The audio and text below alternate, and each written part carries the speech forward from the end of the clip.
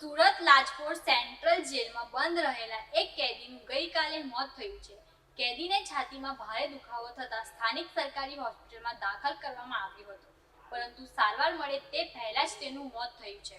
મૃતકની ઓળખ સદામ હુસૈન ઉર્ફે Irfan Abdul Aziz રાયણી તરીકે કરવામાં આવી છે। આરોપી ઉપર વર્ષ 2021માં એક 12 વર્ષની બાળકી સાથે દુષ્કૃત્ય કરવાનો ગુનો નોંધાયો હતો અને તેને આજીવન કારાવાસની સજા ફટકારવામાં આવી હતી। પ્રાથમિક તપાસમાં જણાવ્યું કે રાયણીને સવારે છાતીમાં ગંભીર દુખાવાની ફરિયાદ મળતા જેલ અધિકારીઓએ તેને તુરંત હોસ્પિટલમાં દાખલ કર્યો હતો। હોસ્પિટલમાં પહોંચ્યા બાદ તાબડતોડ સારવાર શરૂ કરવામાં આવી હતી, પરંતુ કેટલાક સમય પછી તેનું મોત થઈ ગયું।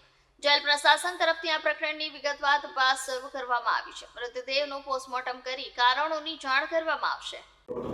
જેલ ખાતે એક કસ્ટોડિયલ ડેથનો બનાવ બનેલો છે, જે સંદર્ભે અત્યારે હાલમાં સિવિલ હોસ્પિટલ ખાતે એના ઇન્ક્વેસ્ટ પંચનામાની કાર્યવાહી કરવામાં આવેલ છે, જેમાં વિગત એ રીતેના છે।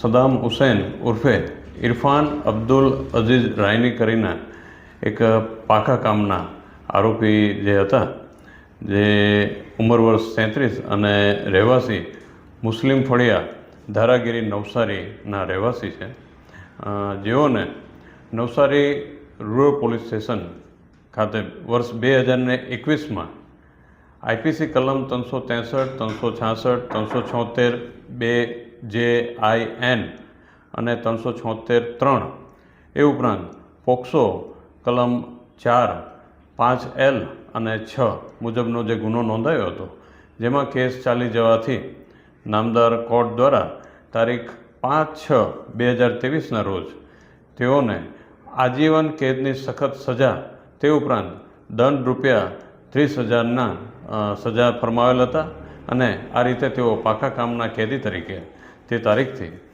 લાજપોર જેલ ખાતે બંદીવાન હતા, જેઓને આજરોજ સવારે 11 વાગે જે કહેવાય કે એમના અચાનક ખભાના ભાગે દુખાવો ચાલુ થતાં ફરજ પરના જે ડૉક્ટર શ્રી મનીષભાઈ હતા, તેઓએ એના કન્સલ્ટ કર્યા અને તેઓને વધુ સારવાર અર્થે જેલના ગાર્ડના જાપ્તા સાથે તુરંત જ સિવિલ હોસ્પિટલ ખાતે મોકલી આપેલા હતા, જ્યાં કલાક 12:15 વાગે આજરોજ તેઓને ડૉક્ટર શ્રી અંકિતભાઈ નાઓ દ્વારા મૃત જાહેર કરવામાં આવેલા હતા, જેથી તેના આગળની જે પણ ઇન્ક્વેસ્ટની કાર્યવાહી જે માનનીય શ્રી SDM સાહેબ અત્યારે હાજર છે તેઓના દ્વારા હમણાં કરવામાં આવેલી છે અને આગળની જે તપાસ છે તે અમારા દ્વારા ચાલુમાં છે।